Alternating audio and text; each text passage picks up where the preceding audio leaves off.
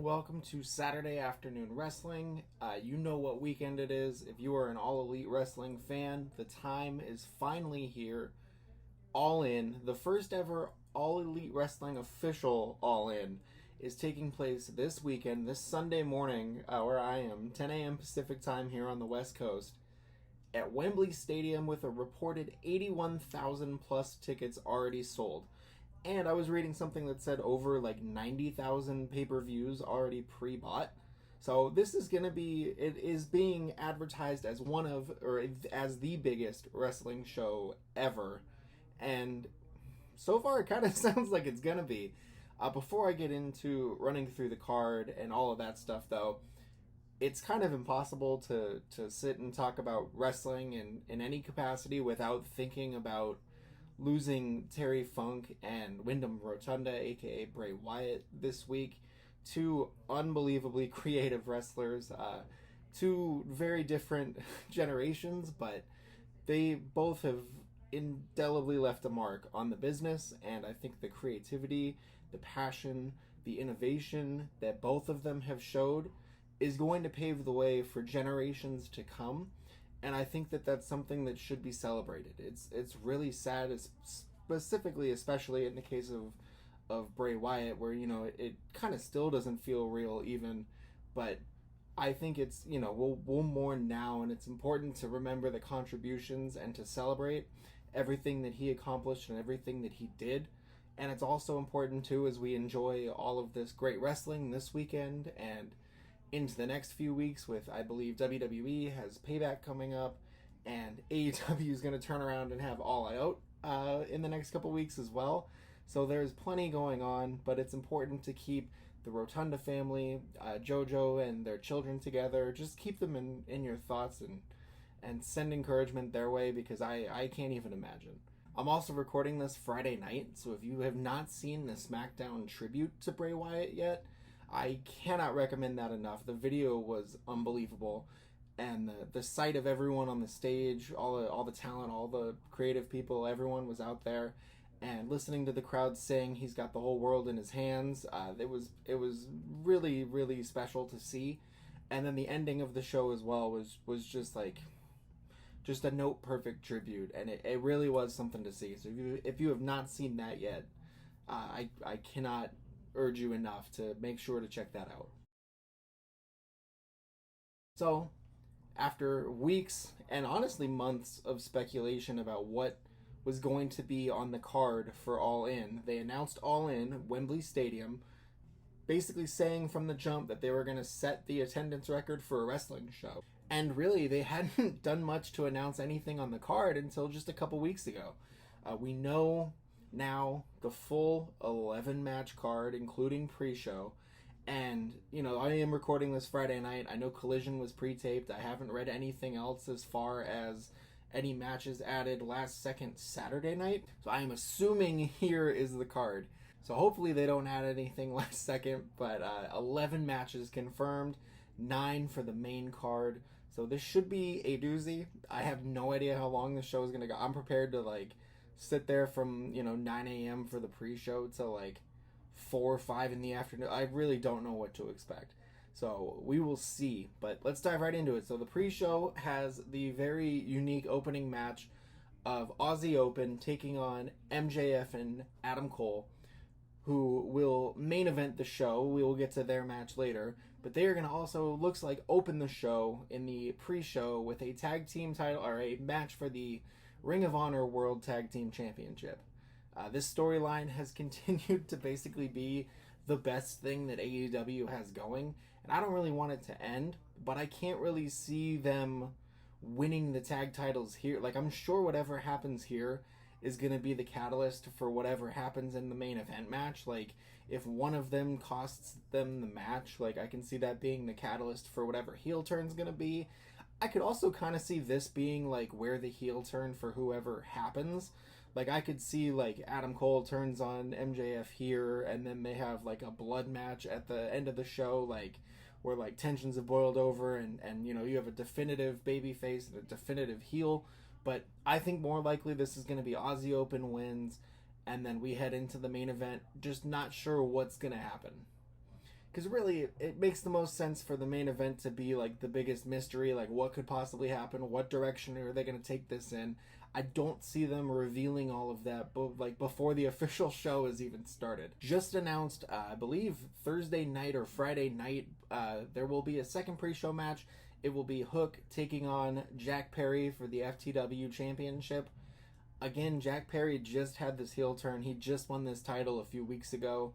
He's threatening to retire the title, so I don't know, because I can't see them doing that. I can't see them retiring it altogether, but I also can't see them just putting it right back on Hook.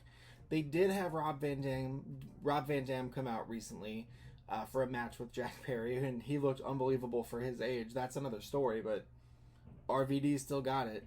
I think this is probably, honestly, as much as I don't understand why they would go right back to putting it on Hook, I think this is going to be like when WrestleMania has those like legends spots with like WWE legends. Like that's what I think this is going to be, and I think it might just be like those old ECW legends where they kind of like, okay, everyone knows they're ECW legends. Maybe they can't say ECW, but it'll be like Taz, I'm sure, might get involved, Rob Van Dam, and then whoever else. I think will be like one of those big like feel good moments to lead into the start of the show. So I don't know if this is the actual order on the card. I'm gonna just go in the order that Wikipedia lists it. This seems like it could be the start of the show, but you know, you never know. So the first main card match listed here is FTR taking on the Young Bucks for the AEW Tag Team Championship, and this is the trilogy, the third match, the best of three, and FTR has never beaten the Young Bucks. That is the story they've been telling. I honestly figured this was like, okay, FTR is going to have their big moment here in Wembley in front of all of these people.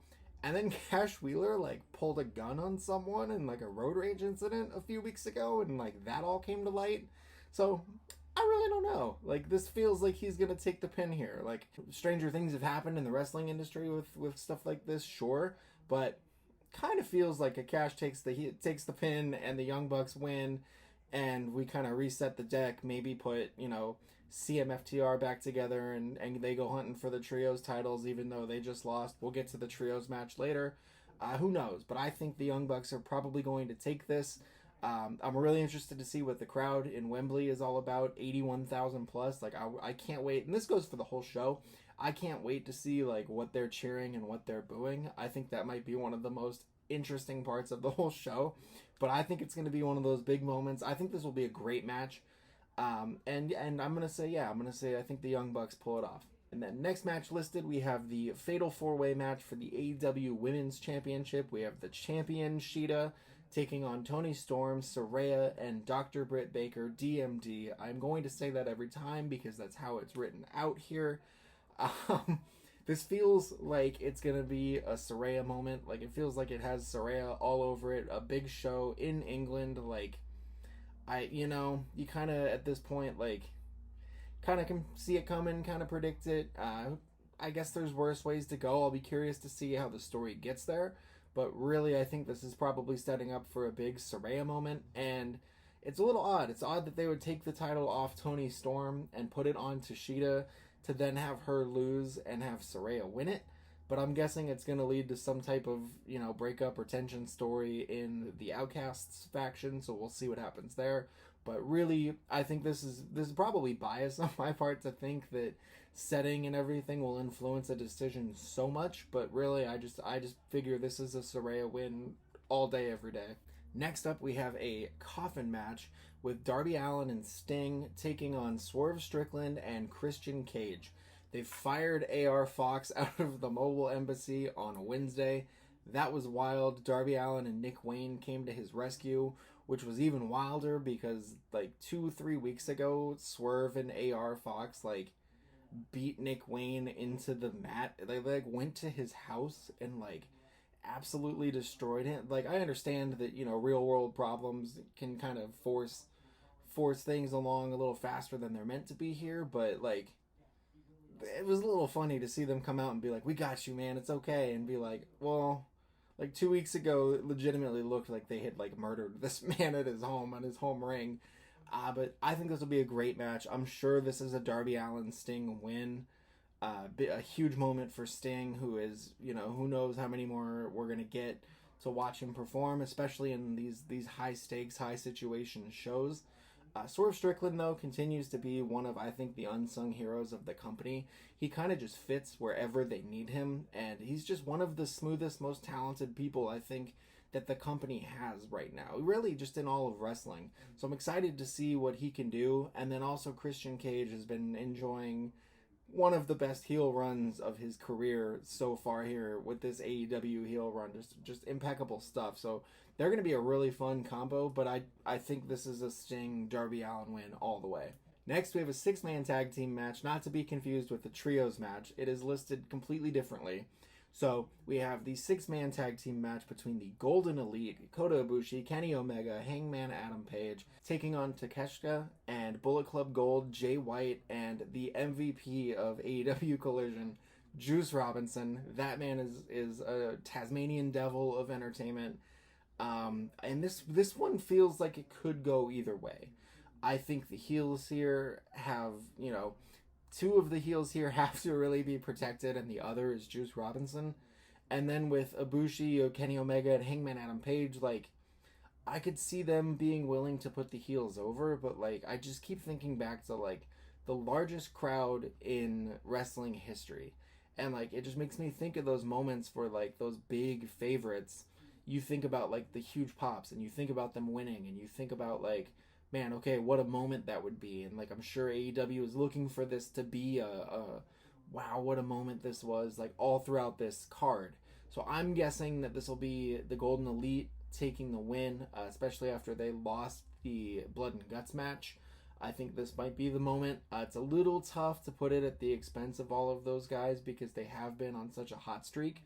But I'm going to say Golden Elite take it for another feel-good moment in the show. Next up, we have Stadium Stampede with Eddie Kingston, Orange Cassidy, the Best Friends, Chuck Taylor and Trent Beretta, and Penta taking on the Blackpool Combat Club, which is Jon Moxley, Claudio Castagnoli, Wheeler Yuta, and their newfound tag team partners, Santana and Ortiz, who both made their long-awaited returns, I think over a year off of screens. They returned this last week at Dynamite to to join the Blackpool Combat Club to take on these guys. And I'm kind of surprised that this is where Orange Cassidy is, because I thought he would have a huge international championship match. I really thought they would put him in a big spot after what a workhorse he's been this whole year, basically, since he took that belt. But this will still be tons of fun. I think Eddie Kingston might get the biggest cheers of the night. He just kind of seems to be, wherever he goes, people love him. But I think this is going to be a Blackpool Combat Club definitive victory. Set up for whoever from that group to challenge Orange Cassidy. And it feels like this is going to be one of the moments where it's okay, the faces can lose here. We need to see what's going to happen with specifically Mox and with Eddie Kingston and their, whatever happened to their friendship. The feud that's right there waiting to happen between the two of them. So I think this is probably going to lead into that more, and then we'll just see what happens with the rest. Next, we have a singles match with Will Ospreay taking on Chris Jericho. I'm not sure I wanted this match. I feel like there's a lot of things both of these guys could be doing that would be maybe a better use for both of them, but I also think it's going to be spectacular, and I also think that Will Ospreay is going to definitively win, because if he doesn't, there's kind of no point. I'm not the biggest Will Ospreay fan. Then he came out on Wednesday cutting this promo where he dropped 85 bruvs. After this, I shut up. Pipe down, bruv. Won me over. I was if this dude doesn't win, I don't know what the point of all of this Chris Jericho, Don Callis stuff was. If Don Callis is going to turn on him, and then 2 weeks later, Chris Jericho wins and gets the upper hand. I'm sure Takeshita Jericho is probably the end goal, but I cannot see them having Ospreay beat Okada and Omega in the last 2 months, like he said in that promo, and then lose to Chris Jericho. That said, would it shock me if he loses to Chris Jericho? Not at all. Wouldn't surprise me in the least, because that's kind of been the story of Chris Jericho's AEW career. But I'm going to, fingers crossed, I need Will Ospreay to win. I cannot watch Chris Jericho inexplicably beat Will Ospreay here after the run that Will Ospreay has been on. There is no way. Next up, we have the singles match for the Real World Championship. CM Punk, the Real World Champion, taking on Samoa Joe. This one feels like it's so obvious now that they've made it for the Real World Championship, which is basically like CM Punk's version of the NWO title with the like spray painted X on it and everything. Like, clearly that story is building to something, so I cannot see them just putting it on Samoa Joe or whatever might happen if Punk were to lose. Maybe he loses by disqualification, maybe Joe, gets disqualified or something, but I think it's going to be a CM Punk victory. I do not know what the crowd is going to be like. I could see it being split pretty evenly based on, how Punk has been getting received in arenas around the US with AEW Collision. So I think CM Punk wins this, but this is one where I'm probably like most excited to see what this crowd reaction is going to be. Next, we have the Trios match for the AEW World Trios Championship, and that is the House of Black, Malachi Black, Buddy Matthews, and Brody King taking on the Acclaimed and Daddy Ass himself. He is back. He said on Wednesday when he came back, it will be a badass coming to Wembley Stadium. This will be the Acclaimed and Daddy Ass, Badass, Billy Gunn, whatever you want to call him. I don't like being so definitive on these because it's wrestling. Things can change like in a heartbeat. But it feels like this whole story with the House of Black beat the Acclaim's asses so bad that Billy Gunn took his boots off and left for weeks. Like, that story can't have him come back and triumph. Like he can't make this big return on Wednesday and then challenge them again to a match and then they just get their asses beat again. Like, I cannot see that happening. Like, I imagine that this is going to be a big Acclaimed moment. You're going to have them coming out with that huge entrance, that 81,000 people trying to scissor everyone, Max Caster doing some rap. It's probably going to be like, again, going after Buddy Matthews, making fun of, everything that's going on with his real life fiance, Rhea Ripley, in WWE. But I just don't see the story point of doing all of this, drawing out all this Billy Gunn stuff to bring him back to then have them lose the very next match. I think it's going to be something more along the lines of the Acclaimed win, and then it sets up Billy Gunn's kind of like, okay, this is my last ride. When we lose these titles, I'm done. And kind of building like the storyline out from there. But I wouldn't be mad to see the House of Black win because I think all three of those guys are very talented.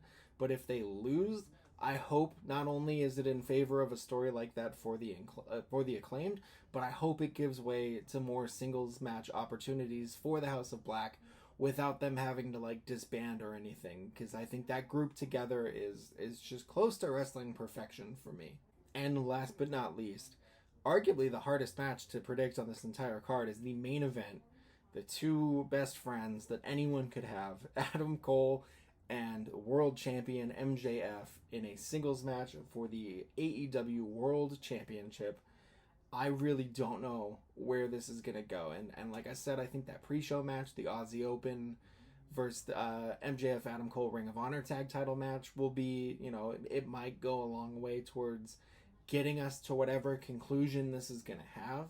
But I keep thinking what makes the most sense here is Adam Cole turning on MJF, cheating to win, taking the title, pairing up back again with Roderick Strong and the Kingdom and forming a new faction that way. Maybe something like Kyle O'Reilly comes back as well. And I think it's a MJF is left at the end like, man, this is why I didn't trust people. I trusted him and this is what happened.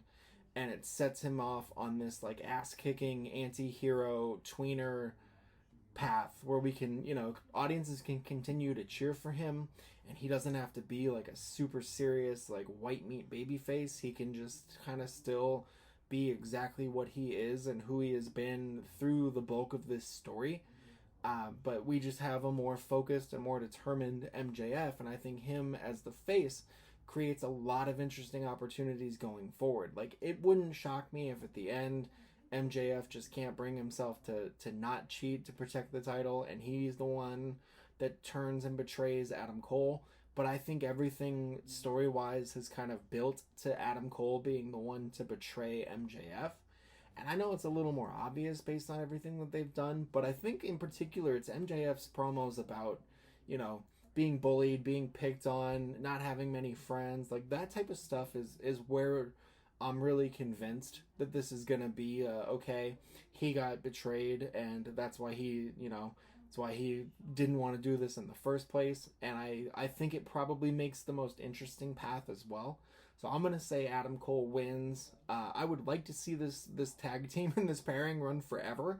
So, maybe I get my wish and no one turns on anyone and it's a great match and everything's great at the end. But I'm going to say I think Adam Cole wins. I think it's nefarious tactics, a new heel faction that MJF has to battle with and overcome. And I think even better than all of that is that throughout this whole storyline with him and Adam Cole, he has talked about how Adam Cole is the only person he likes, the only friend he has. So if Adam Cole turns on him and builds a new faction with the Kingdom, with Roderick Strong, with Kyle O'Reilly, with whoever else, and MJF has to take them on, like, he's on his own. He has no one. He has made it abundantly clear that there is no one that he cares about or anything like that. So I think it's the more interesting story to kind of see where they take that. And I just want an excuse to keep cheering for MJF. Like, the dude is insanely talented, insanely somehow endearing and likable, despite, like, being, like, such a prick on so many occasions and so many things. Like, it's just, like, he's almost so committed to the bit that you can't help but be, like, endeared to it. So I just want more reasons to cheer for MJF, and if they're not going to just keep this tag team rolling forever, then I'm going to say Adam Cole wins, and we get babyface MJF on the hunt once again to kind of reset the AEW calendar and moving forward. It is a long show. It is a lot of matches. It is a lot going on, but I think it's going to be really good. I think everything here has the potential to basically be a show stealer. I can kind of see anything on this card being like the big breakout, like, did you see this match? And I think that's a really cool, exciting thing, especially considering like a month ago there were like no matches on the card, maybe one or two. So to see where it's come and to see the excitement that's built and what is sure to be a great show, I'm really excited. I can't wait to see it. If you have thoughts on these predictions, or if you have your own predictions, anything like that, let me know in the comments. If you have big plans like for how you're gonna watch the show, let me know too. I like wrestling party. If you're gonna get together with friends, if you're just hanging out, like let me know. Let me know what your plans are, because this feels like AEW WrestleMania. Let me know. Let me know in the comments your thoughts on all of this. Who you're excited to see, what you're excited to see. Thank you very much for watching. I will try to do something Sunday night after the show, like kind of just running through all the thoughts and recap and everything. So please keep an eye out for that. Thank you very much for watching.